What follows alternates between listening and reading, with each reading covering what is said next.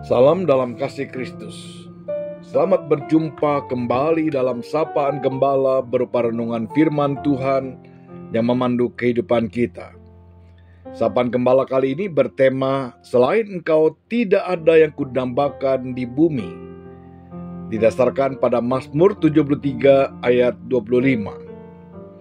Siapakah yang kumiliki di surga kecuali Engkau?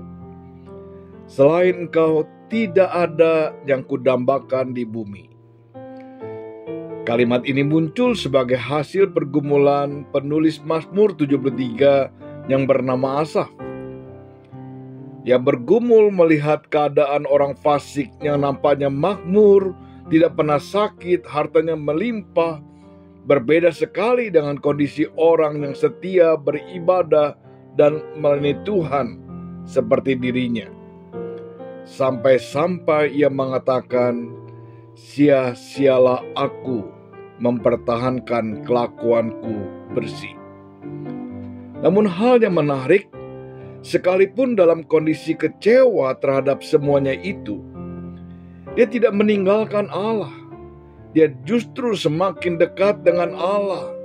Dan Allah membuka pikirannya sehingga dia bisa melihat dari perspektif Allah. Ia pun mengerti bahwa orang fasik akhirnya akan dibinasakan dan dihancurkan Allah. Sampai akhirnya dia mengatakan kalimat yang jarang sekali diucapkan oleh orang percaya. Selain Engkau, tidak ada yang kudambakan di bumi. Baginya, pribadi Allah itu segala-galanya.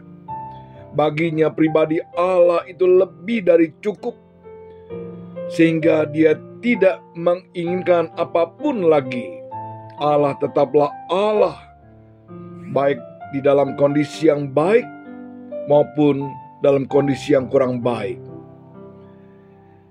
Asaf menjadikan Allah sebagai satu-satunya prioritas hidupnya.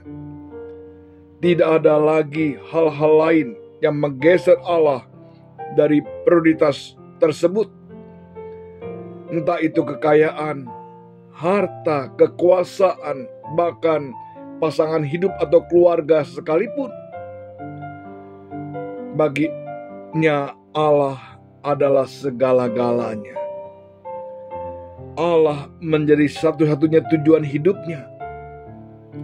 Dia akan hidup menyenangkan hati Allah, memuliakan Allah, dan hidup melayaninya. Dapat dikatakan orang yang mendambakan Allah dalam hidupnya pasti mencari wajah Allah di surga, pasti juga rindu mencari wajah Allah di bumi. Mereka yang rindu hidup benar di surga pasti juga tercermin dari hidupnya yang benar selagi berada di dunia ini.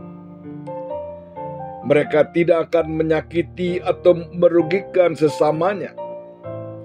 Mereka memiliki hati dan pikiran yang lurus, tidak akan merancangkan kejahatan, dan akan berusaha hidup benar dari hal-hal kecil sampai hal-hal besar.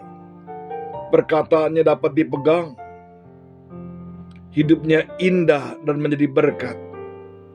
Intinya mereka pasti mampu memancarkan kasih yang tulus dan memiliki integritas diri yang baik. Kita sering menjadikan Allah sebagai Allah hanya ketika kondisi kita baik. Padahal Allah yang kita sembah adalah Allah dalam segala kondisi, termasuk kondisi yang kita anggap kurang menguntungkan.